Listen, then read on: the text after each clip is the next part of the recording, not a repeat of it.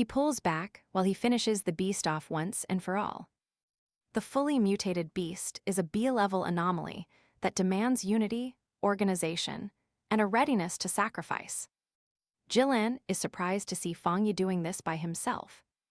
She knows he wields the most extreme form of the lightning attribute, and even in the present situation, our hero's power remains unrivaled, making her wonder how formidable he will become once his spiritual energy fully revives.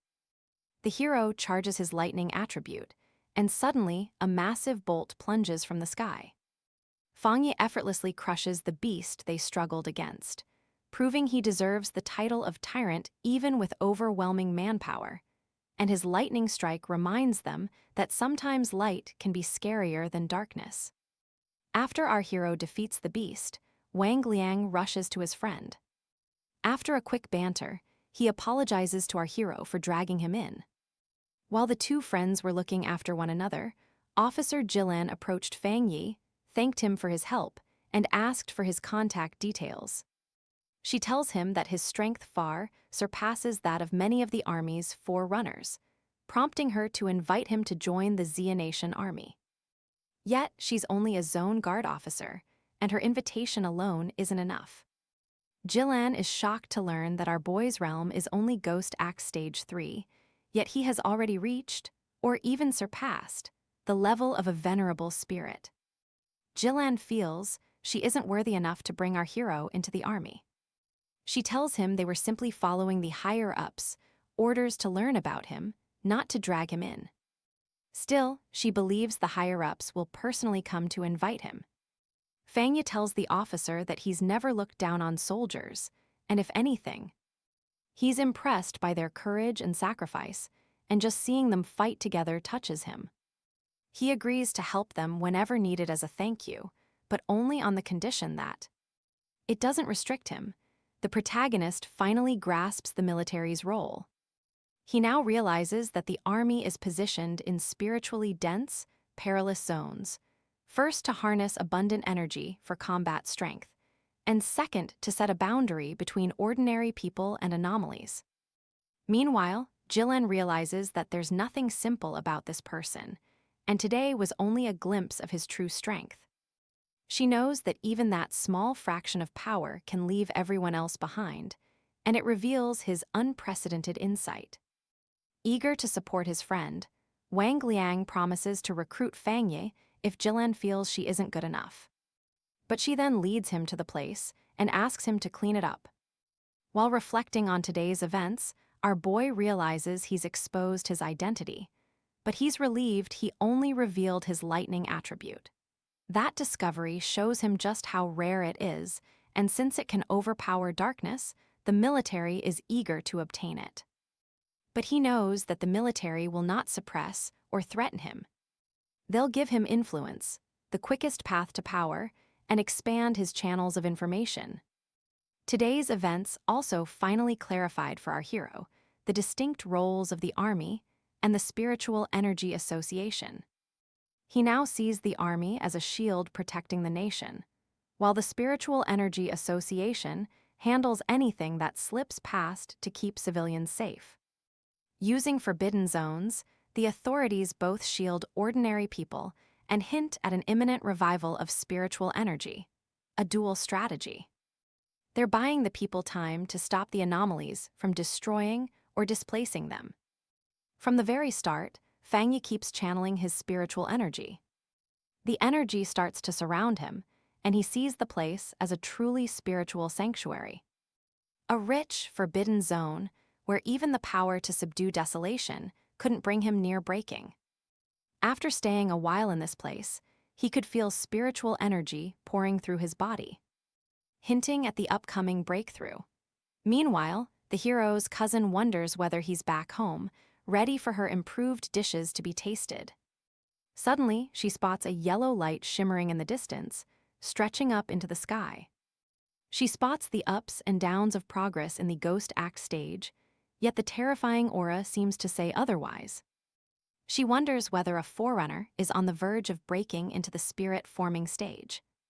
The glow spreads across the sky, and as it shifts, Lin Yi realizes it isn't the ghost soldier realm, but the spirit creation realm that harbors the powerful energy. She was surprised to find a powerful pioneer right beside her. Meanwhile, the military descends into panic as their system flags an anomaly level of 99. Major Han orders all units to head to the event site immediately in an emergency. Everyone wonders how a powerful anomaly capable of destroying a city slipped undetected. The army wonders whether this energy fluctuation signals a new realm of spirit creation, a pioneering breakthrough, or a looming disaster. Major Han appeals to headquarters for support and orders the deployment of all equipment, except large-scale destructive weapons. Right then, a soldier rushes in to tell the major that the anomaly was actually a pioneering breakthrough, and the alert is lifted. Conversely, our hero has entered the spirit creation realm, just 1 star, but the breakthrough only makes him feel lighter, with no noticeable difference. He checks his phone and sees a text from Wang Liang warning him to be careful. He's too strong. The attention could become disastrous, which is why he has retained his son's flame attribute. And the Scarlet Flame sword skill, which has stayed hidden until now. Yi finally arrives home carrying food. At Fang Yi's request, she sets it on the table and then heads back to her room. She's annoyed by his laziness and his habit of doing nothing but scrolling his phone.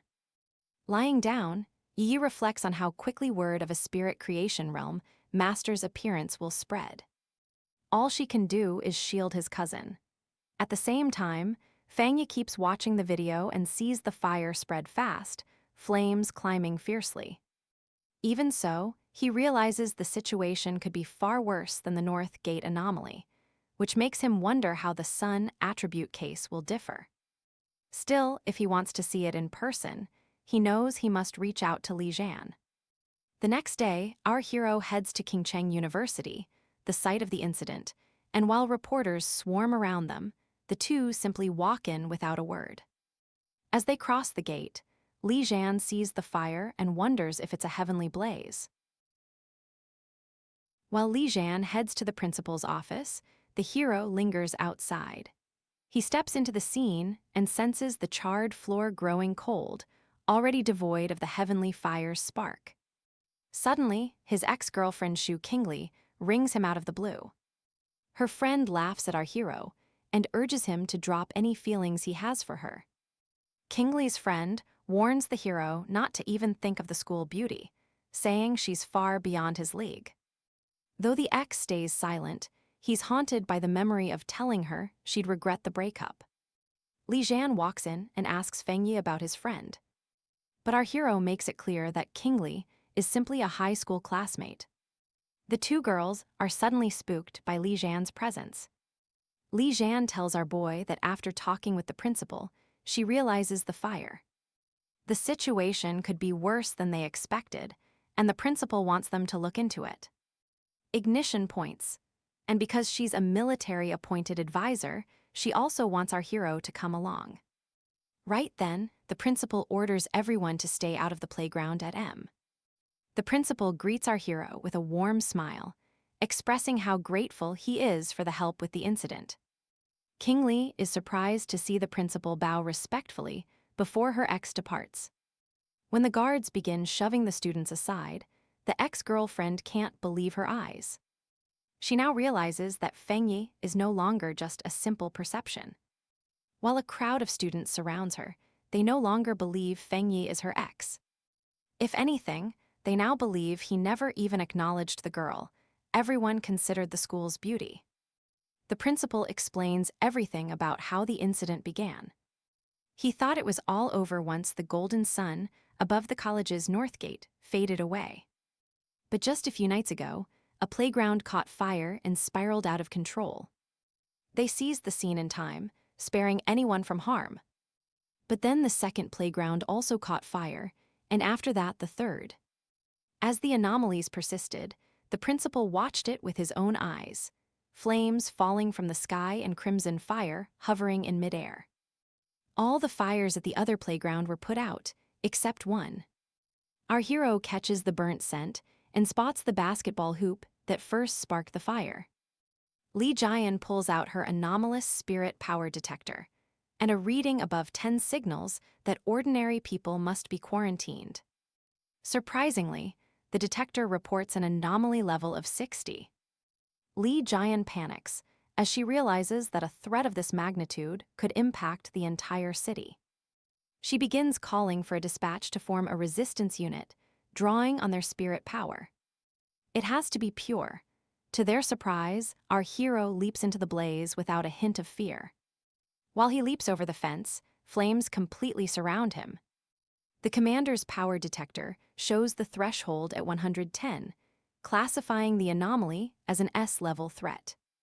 The commander is still amazed to see Feng Yi rush into the fire all by himself. Meanwhile, our boy strides boldly through the flames.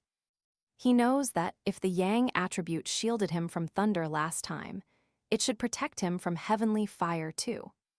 Yet, while it shields his body, it cannot touch the primordial flame or trigger a composed technique, so he must get close to the flame. While our hero presses on through the blaze, the flame dragon rushes in to strike. Our hero extends his arm forward, stopping the dragon. He then unleashes the Golden Sun Shield. While gripping the flame dragon, the system registers powerful celestial attribute fluctuations. Heavenly fire roars wilder and stronger than death's desolation, yet our protagonist refuses to back off without absorbing it. The system begins to compose and succeeds, announcing that he has now acquired the 9-Dragon Heavenly Fire Ceiling, an elite heavenly fire attribute technique. This banishes evil and locks out all wickedness. With celestial fire finally in hand, our hero commands the flame. The technique requires no training and is instantly ready to use.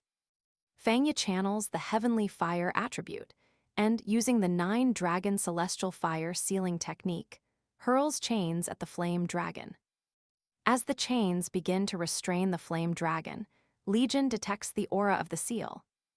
She reveals that she once saw her senior military pioneers seal off a restricted area, and although their method differed, yet the aura stayed largely identical.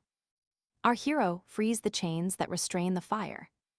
The seal finally completes, condensing the celestial fire into a fireball.